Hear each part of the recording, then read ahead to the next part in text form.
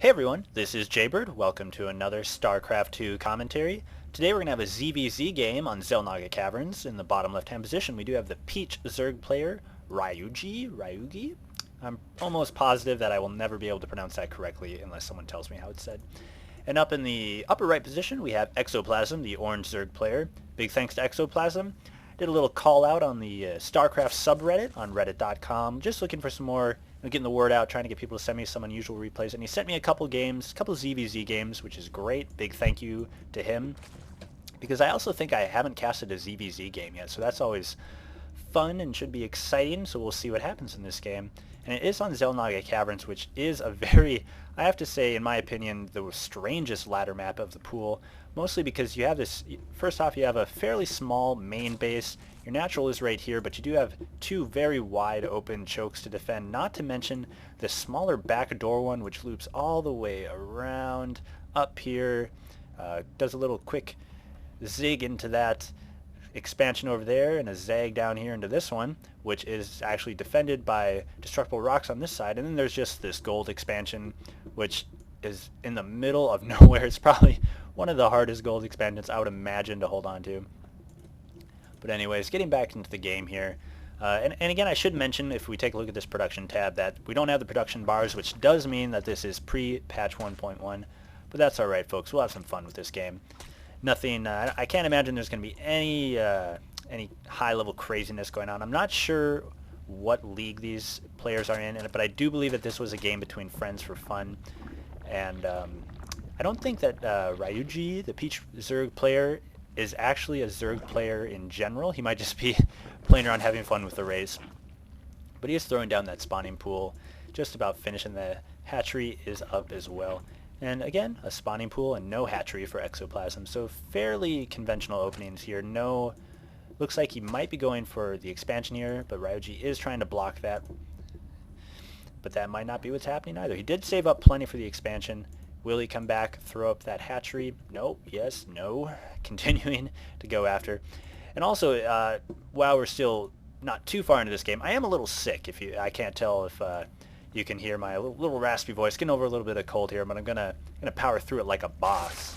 And in fact, I don't think I've ever said like a boss before, but the sickness makes me say things. But anyways, I'm just gonna power through it, and hopefully I am understandable. So 6 Zerglings here, gonna try to take down that little scouting drone by Exoplasm, and there he goes. Pop goes the weasel.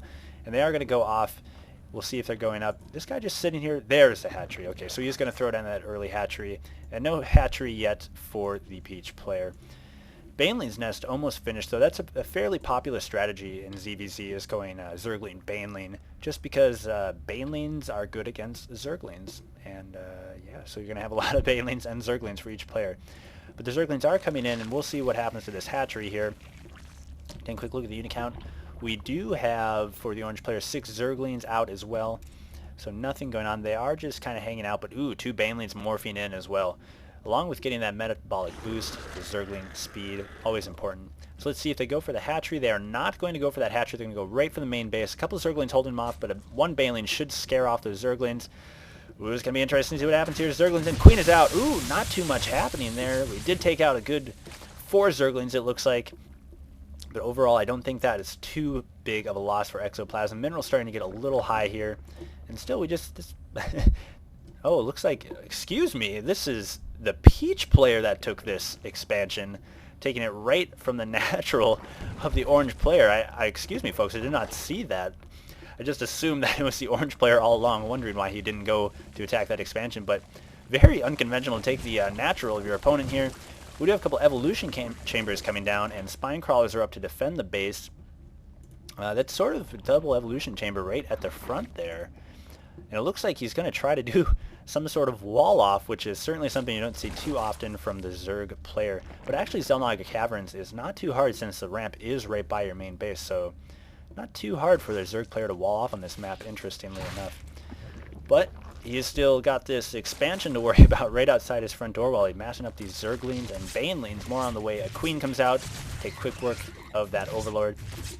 And already starting to get some drones up there, and a spine crawler for himself as well.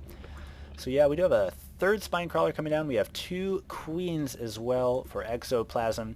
just continuing to mine. He's in a little bit of a trouble here. He's certainly going to be, it doesn't take much of a genius to see that a 1 base Zerg is not as strong as 2 base Zerg, if assuming that they're managed correctly here. The second extractor is coming down, and a banelings nest, and I'm not sure where they're going to go. Just going to fly back. Those Zerglings are flying back to the base, I believe, going by that Xel'Naga Cavern. Banelings are just kind of hanging out here.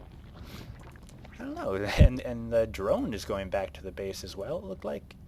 Not really sure. No, I believe he became a spine crawler.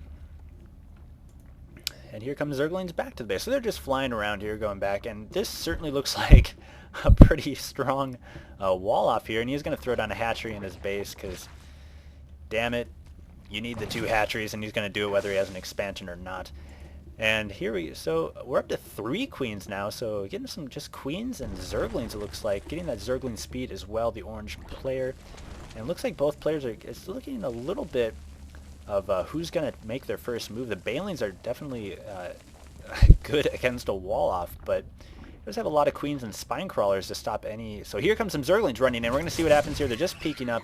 Not too much going on. They're just seeing. They are going to see that it's oddly enough the wall off for the Zerg. And he is spreading those creep tumors very nicely. It's kind of interesting to see this the creep just kind of come together. Nice creep. It benefits everybody. Just continuing to pump out that larvae there. We got some upgrades coming down. Might as well use those evolution chambers since you got 2 of them there. Always nice. Excuse me. And a spire coming down as well for the Peach player. So that's one way to deal with a wall off, is just fly on around it. But still, just not too much. You could maybe move these spine crawlers in to try to take out an evolution chamber, but I don't know. It's just hard. The very, very protected placement here by these other spine crawlers. Just a little bit of a standoff going on here. Got some roaches coming down as well. Still got those 2 queens for defense, and that second hatchery is up and running. Roach Warren out, of course, because they have roaches. And here, more drones continuing to come out. Taking a quick look at the unit count. Peach is slightly ahead on the drone count, 21 to 19. But we do see that 3 queens to 1. And really, the Zergling count is pretty even as well.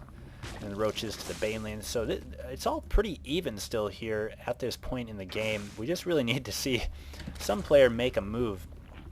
But here come a couple of mutalisks. And this could really be a game changer, because looks like to me the only things is there's 3 queens out, which should be able to hold off a few mutalisks for now, but depending on how heavy he goes into the mutalisk count, it could get a little worrisome unless exoplasm decides to do something different. He does have a 4th queen coming out as well, so we're seeing a little bit of a mass queening action, which is not a bad thing if you're in this situation.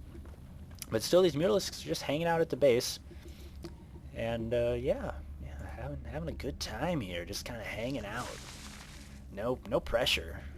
Just keep going. Just pumping that larva out of both of them very nicely.